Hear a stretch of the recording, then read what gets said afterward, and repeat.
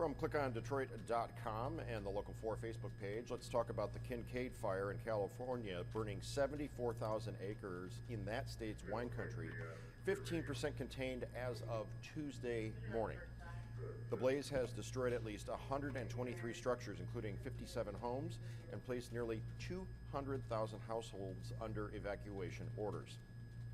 So the Kincade Fire, in case you haven't heard, ignited early Monday and has consumed 618 acres in northern Los Angeles. So there's the Kincade Fire, and then there's the Kincade Fire, which is the more recent one in LA in Los Angeles County. Only 5% contained as of Tuesday morning. Some of the priciest neighborhoods on Earth are threatened by the blaze. 8 homes were destroyed so far, or have been destroyed so far, 5 damaged. Meteorologists were warning that strong winds Tuesday and Wednesday could push the fires into new terrain. There are other fires as well in Los Angeles County. There's the Tick Fire and the Saddle Ridge Fire. Those have burned thousands of acres, but are mostly contained at this point. Now, as this is going on, Pacific Gas and Electric, PG&E, announced that they will roll out proactive power shutoffs for the 3rd time in less than a month, affecting approximately 600,000 customers. PG&E estimates an average of 3 people per customer. PG&E hopes that by shutting off power during windy weather, they can prevent more fires from sparking, requiring the response of firefighters. The announcement came as some in the Bay Area were still without power from last weekend's shutoff.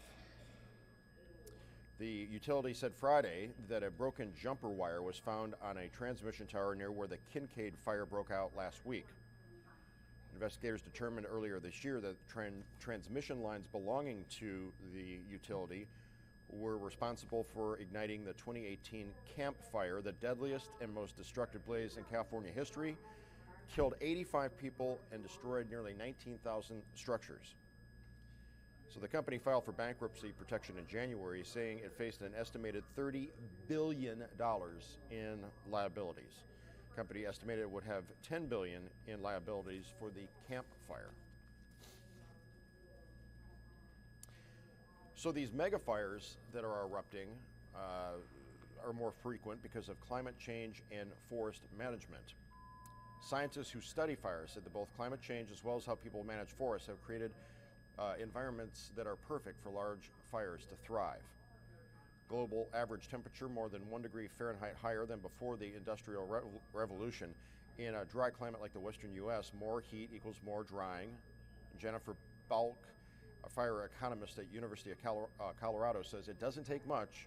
With a little bit of drying, you get a substantial increase in the amount of burning. And don't forget, fires can also be started in the brush by lightning strikes, or careless drivers throwing out cigarettes, or campfires, or, I mean, the list goes on and on. It's not just overhead wires that are 100 years old in some cases. Number of large fires across the western part of the U.S. has gone up 5-fold since the 1970s, since I was a kid. So over the course of my lifetime, the number of fires out west that are of this nature have gone up 5 times. So forests over the last century have become choked with overgrowth, making them ready to burn, says Malcolm North. He is a U.S. Forest Service ecologist. He says this is because forest managers have been putting out every fire they could, even small natural fires. Regulatory hurdles have also limited how much federal and state managers can do in terms of controlled burns. Ironic but true. Successful firefighting during the last century has made forests even thicker and more dense. And with the climate change and the conditions being what they are, they dry out, and then you've got a tinderbox, basically.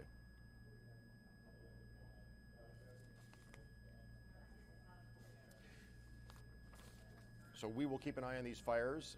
Hopefully, firefighters, Godspeed to them as they try to contain this, and as conditions warrant or as developments happen, we will let you know about them right here.